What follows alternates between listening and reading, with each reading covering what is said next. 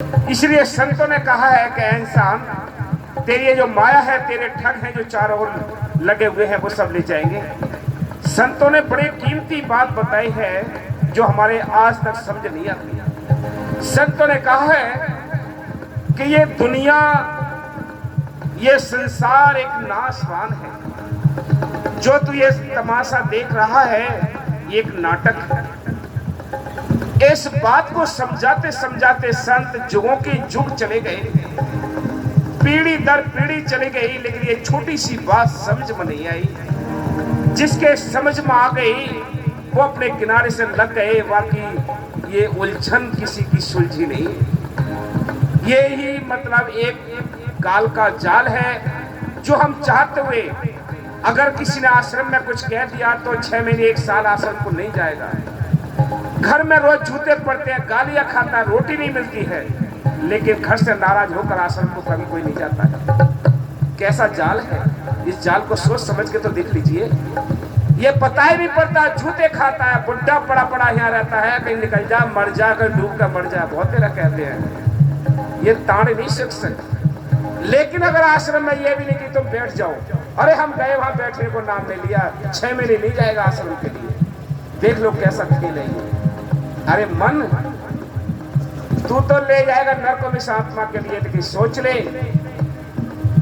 उम्मती कर भीतर माया का, उम्मती कर भीतर माया का, माया को ठगे, माया को ठगे ले जाएंगे, माया को ठगे ले जाएंगे। नाम जपोले, नाम जपोले, गुरु का नाम जप, आगे तेरे बन जाएंगे, आगे तेरे बन जाएंगे।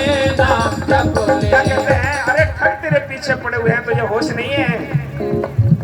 तेरे पीछे तेरे ठग पड़े हुए हैं, तुझे होश नहीं है। बाहर के ठगों से तो इंतजाम कर लेता है, दरवाजे में ताला बहुत तगड़ा वाला लगाता है ताकि चोर इसको तोड़ ना सके।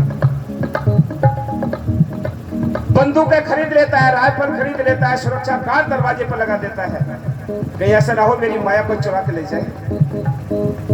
लेकिन इस भोले को ये नहीं पता है कि दरवाजा तो लगा है, दरवाजे में ताले भी लगे हैं, लेकिन दरवाजे के कोठरी के अंदर तेरे दुश्मन, तेरे ठग चारों ओर लगे पड़े हैं, जो मम्मी पापा कह कर लूट रहे हैं तुझे।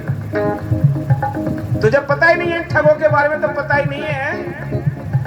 एक शादी कर दी तो एक तरफ की जेब कट गई, दूसरी शादी कर दी, दूसरी तरफ की जेब कट गई, और आखिर में हाथ जोड़ के देता है, कर लो, संभाल लो, हमें अगर रहने को तो दे दो कुछ। भीख मांगने से तुम्हारी अपनी कमाई हुई धन दौलत के लिए तुम्हें अपनी भीख मांगनी पड़ेगी क्या? कुछ तो दे दो, हम जीवन कैसे काटेंगे? भीख मांगनी पड़ेगी आपने जोड़ काट करके जो इकट्ठा किया है। देख लो कैसा जाल है ये। इस जाल को काल ने ऐसे बाखूबी, बड़ा सुंदर तरीके से ऐसा जाल बना है कि किसको होश ही नहीं कि हम कर क्या रहे हैं। ये अपने काम नहीं करता, अपने काम करने का तो टाइम नहीं है इसको। अपने काम करने का टाइम होता है तो कहता है अरे शादी थी वहां इसलिए चले गए, अरे वो खेत में ये काम था वहां चले गए। सत्संग के क्या लिए? सत्संग छोड़ देगा, दुनिया के काम धंधे सिर पर रख लेता है। अरे तू पता नहीं है भोले, तेरे पीछे ये ठग पड़े हुए हैं, तू बांट बांट के सबको दे देगा, फिर भी छुरी तेरे गले में लटक जाएगी। अरे मन तू सोच ले, तू अपना काम कर।